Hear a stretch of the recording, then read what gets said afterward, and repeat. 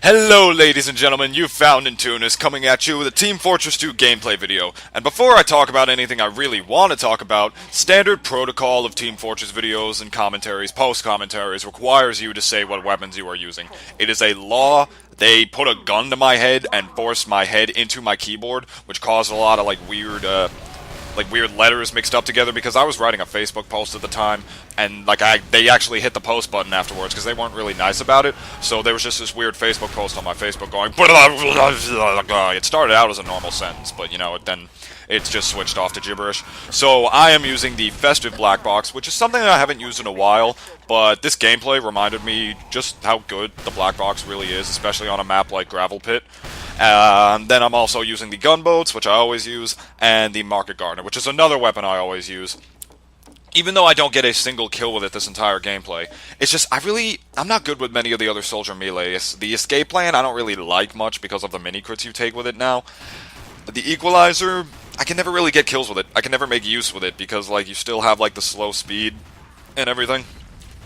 And the disciplinary action, although that weapon's hilarious, I don't know, it's just, I can't make use of it all the time, so I just prefer the Market Gardener because I practice rocket jumping a lot, and it's a lot of fun, so I just prefer to use that weapon instead.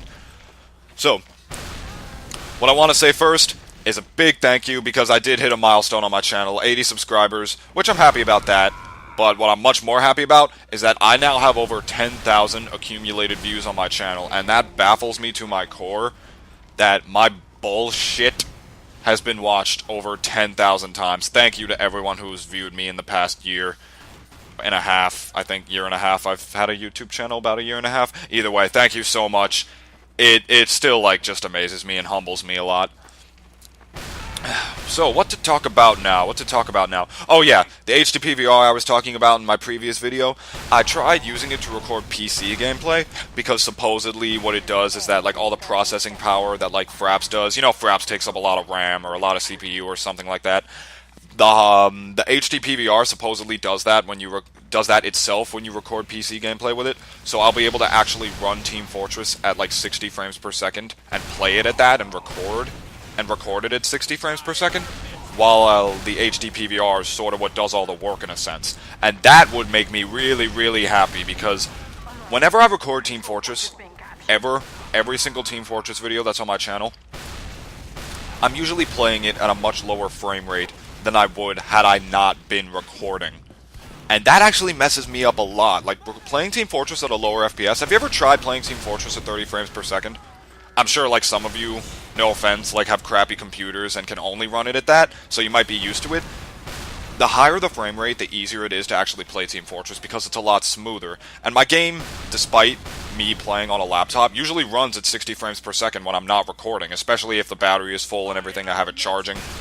But when I'm recording, no, it drops down to a lower FPS, and I don't do as good had I would be if I was recording at 60 FPS. So hopefully, once I figure out how to actually set it up, because I might not be able to because I only have one HDMI slot on my computer, hopefully I'll be able to record 60 FPS and you'll see me do much better than I usually do. Although I do surprisingly well in this gameplay.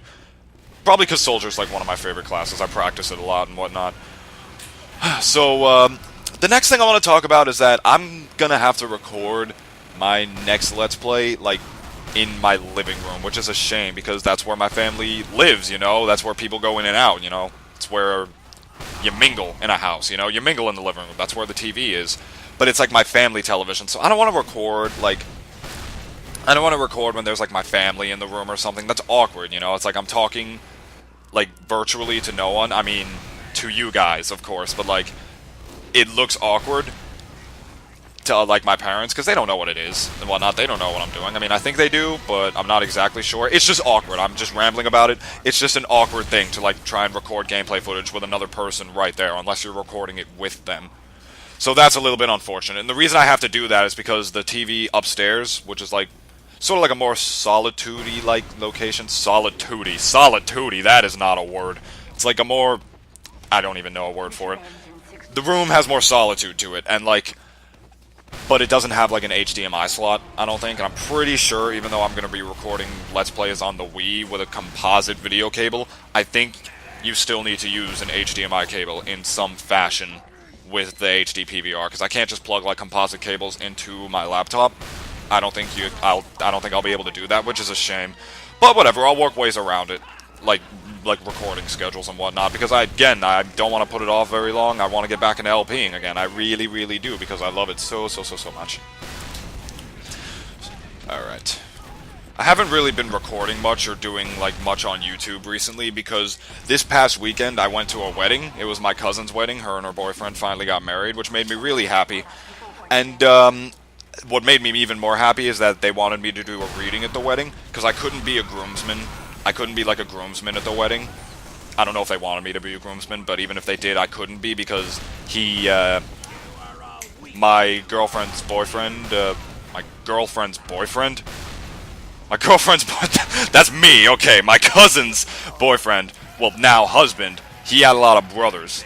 Like, he had a lot of brothers, so, you know, naturally they'd be the groomsmen, right? So they wanted me to read, like, something from the Bible at their wedding, like, some verse about love, which I'm really happy they wanted me to do that. I was very, very flattered. But the thing that sucked about the party is that it was, like, 8 hours long, and everyone there was with their wife or, like, their girlfriend or their like boyfriend or their husband. Like they just got married, of course. My mom was there with my dad, my sister was there with her boyfriend, my cousin was there with his girlfriend.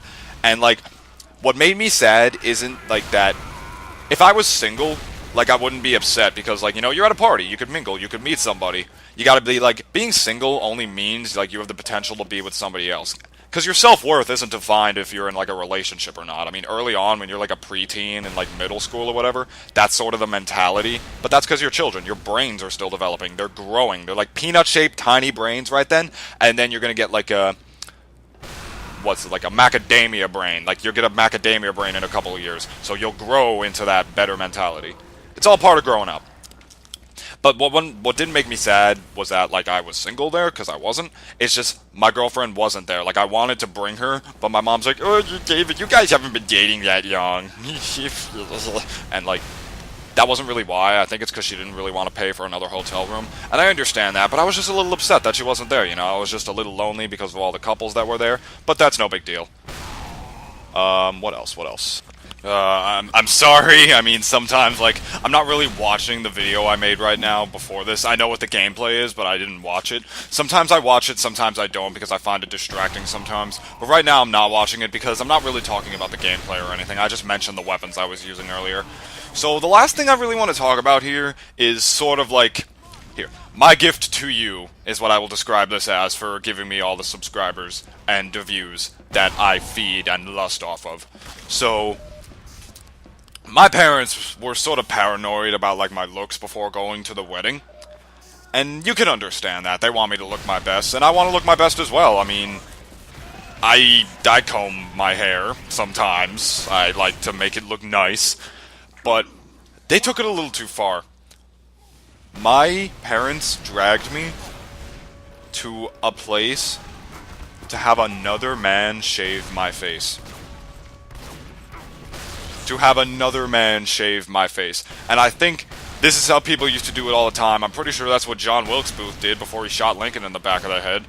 So, I was really antsy about it. I didn't want to do it at all, but like, I had to. I didn't really have much of a choice. So I went to the place. The place is called The Art of Shaving, and it was so fancy. It was one of the fanciest places I've ever been to. On the shelves, they had, like, grooming materials and, like, gels, all for the mustache. And I'm like, this is something you'd see on, like, Reddit or Tumblr or something. This is an actual mustache store. So I go into the mustache store, and this guy with a big beard, I guess that's how he got the job. You gotta have a beard there. That's probably a requirement unless you're a woman. Or maybe it's a requirement for women, too. I don't know. I don't run that place. So... I sit in the chair, and he kicks a button, and the chair starts going up. And the only thing I could think of was the Demon Barber of Fleet Street. You know, like Sweeney Todd, the Demon Barber thing. That really should have just been a horror movie instead of a musical. It is creepy. And then he put, like, rubbing alcohol or something. Not rubbing alcohol. He put something that smelled, like, stingy. That sort of stingy smell when you go to a doctor's office. And he started just, like, shaving my face and whatnot.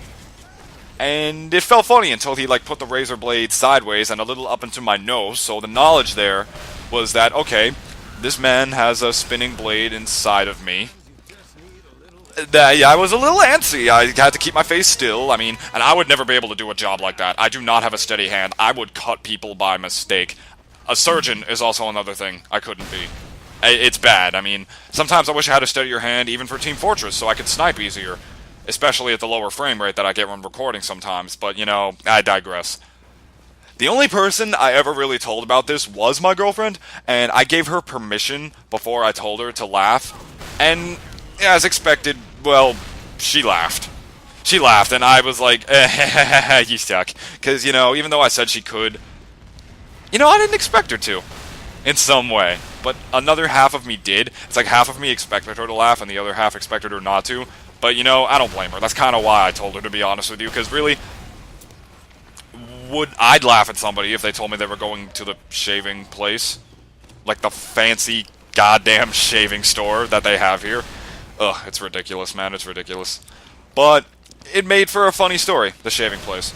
Oh, one more thing I forgot to mention about the shaving place is that there was a window. It was in the mall, and there was a window next to the place.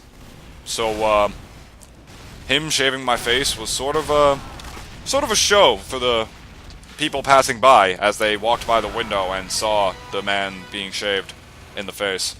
And I swear to God, this one woman was just staring at me, some middle-aged lady, and I'm like, just, sup? Sup, how's it going? How's it going? You like the show? You like the show? You like watching the hair come off my face? Whatever floats your boat. Whatever does it for you. Whatever. So peace out, guys.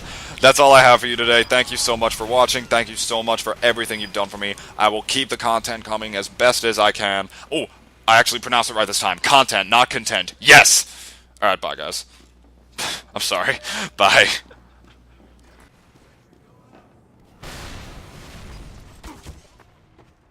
Alert! Sentry ahead!